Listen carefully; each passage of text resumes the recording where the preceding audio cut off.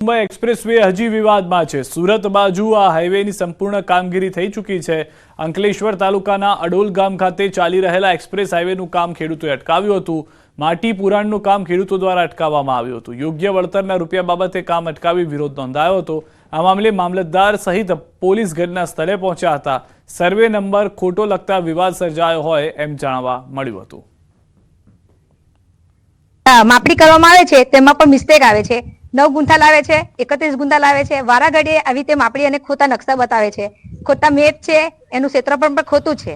એટલે જ્યાં સુધી આ કમ્પ્લીટ નહીં થાય અમને 48.39 ગુંઠાના નામ વડે મહેકમ ચૂકવણી ના કરવામાં આવે ત્યાં સુધી અમે માટીકામ કરવા દેવામાં આવશે નહીં। હાઈવે ઓથોરિટીએ જે મોજે ગામ અડોલી રેવન્યુ સીમમાં આવેલ સર્વે નંબર 878 સંપાદનનું કામ કરેલું છે તેમાં કંઈક અંશે ક્ષતિઓ જણાયેલી છે અને હાલમાં જે કેજીપી કરવામાં આવેલું છે એ પણ ઘણી ખોટી રીતે કરવામાં આવેલું છે।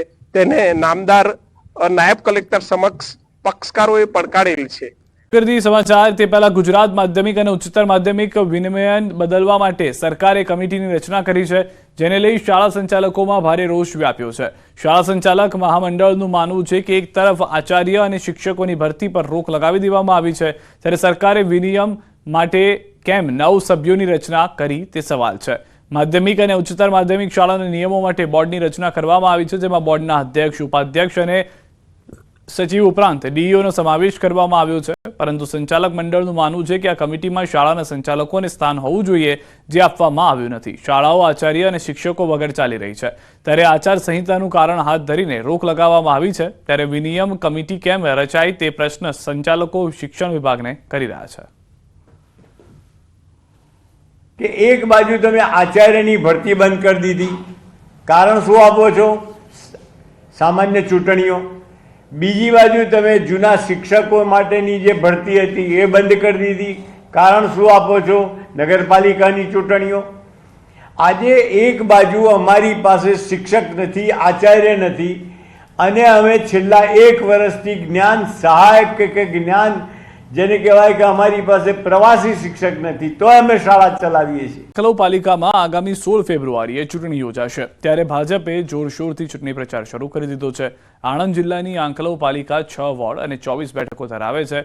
આંકલાવ પાલિકામાં છેલ્લા 30 વર્ષથી કોંગ્રેસ પક્ષનું શાસન છે, ત્યારે આ વખતે સરકારે આંકલાવમાં તમામ જાતિના લોકોના કલ્યાણ માટે અનેક યોજનાઓ લાગુ કરી। આંકલાવ પાલિકાની ચૂંટણીમાં લઘુમતી સમાજ પણ ભાજપના પ્રચારમાં જોડાયો અને આણંદ જિલ્લા ભાજપ સંગઠને આંકલાવ પાલિકાની ચૂંટણીમાં લઘુમતી સમાજને પણ કમળનું મેન્ડેટ આપી ચૂંટણી જીતવાની તમામ ક્ષમતાઓ બતાવી છે। આંકલાવમાં પ્રચાર અને પ્રસારની જવાબદારી પણ ગુલાબસિંહ પઢિયારને સોંપવામાં આવી છે।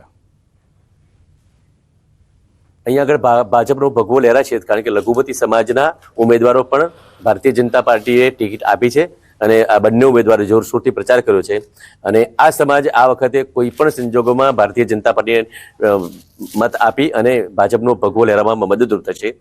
સરકાર દ્વારા પાટીદાર આંદોલનના ગંભીર કેસો જે હતા તે પાછા ખેંચવા બદલ આમ આદમી પાર્ટી ડેડિયાપાડાના ધારાસભ્ય ચેતર વસાવાએ ગુજરાત સરકારના નિર્ણયને આવકાર્યો। સાથે આદિવાસી, ઓબીસી સહિત તમામ સમાજ અને ખેડૂતો તથા રોજગારી માટે આંદોલન કરી રહેલા યુવાનો પરના ગંભીર કેસ પાછા ખેંચવાની માંગ કરી। ગુજરાત સરકારને નમ્ર વિનંતી છે, જે પણ આંદોલનો દરમિયાન એ આદિવાસીનું હોય, ઓબીસીનું હોય, એસસીનું હોય કે માઇનોરિટીનું હોય, વિદ્યાર્થીનું હોય, ખેડૂતોનું હોય કે કોઈ પણ કર્મચારીનું આંદોલન હોય, એ દરમિયાન સરકારશ્રી દ્વારા જે પણ ગંભીર ગુનાઓ દાખલ કરવામાં આવ્યા છે એ ગુનાઓ પણ પરત ખેંચીને એ લોકોને રાહત બધાને આપવામાં આવે એવી અમારી માંગણી છે। થયેલા કેસ પરત ખેંચવા મામલે પુરુષોત્તમ પીપળિયાનું નિવેદન। પુરુષોત્તમ પીપળિયાએ કહ્યું કે રાજ્ય સરકારનું વલણ સકારાત્મક કહી શકાય, સુખદ પરિણામ આવ્યું છે તે આવકારદાયક છે।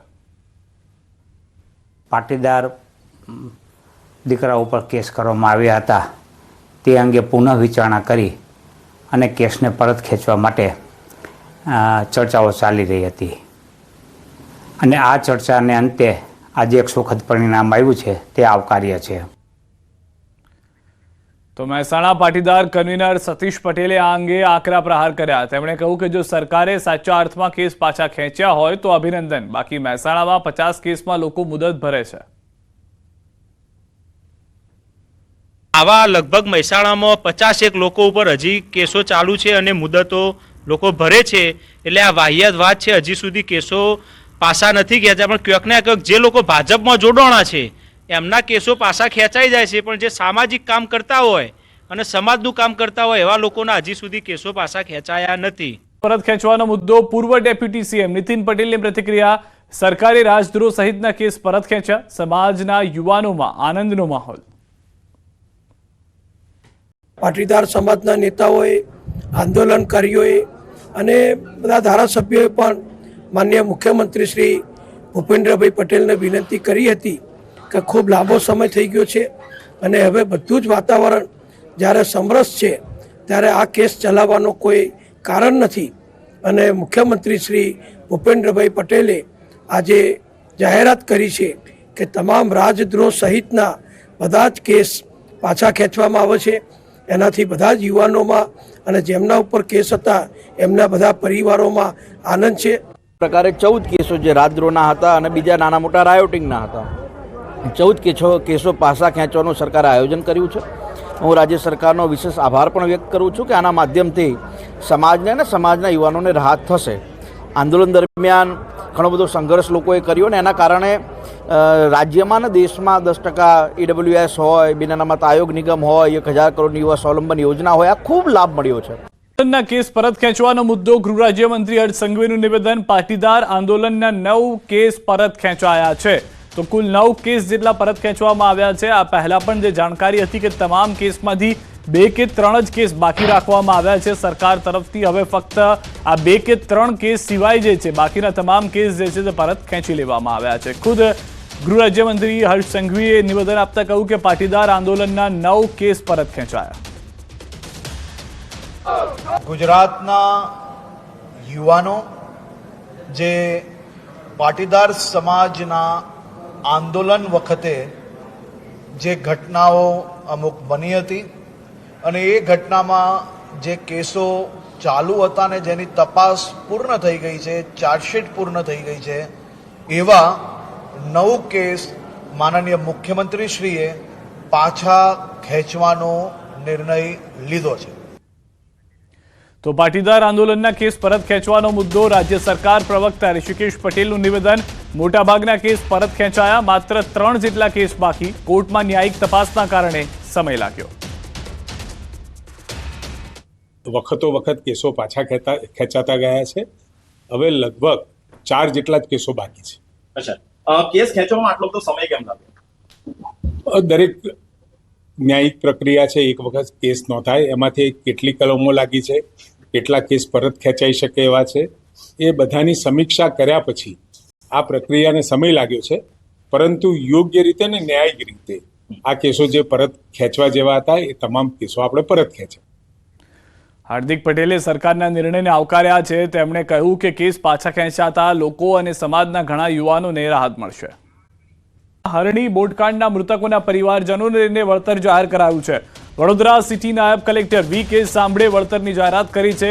12 મૃતક બાળકોના પરિવાર માટે 31,75,700 રૂપિયાનું વળતર જાહેર કરાયું છે. મૃતક શિક્ષિકા છાયાબેન સુરતીના પરિવારને 11,21,900 રૂપિયાનું વળતર.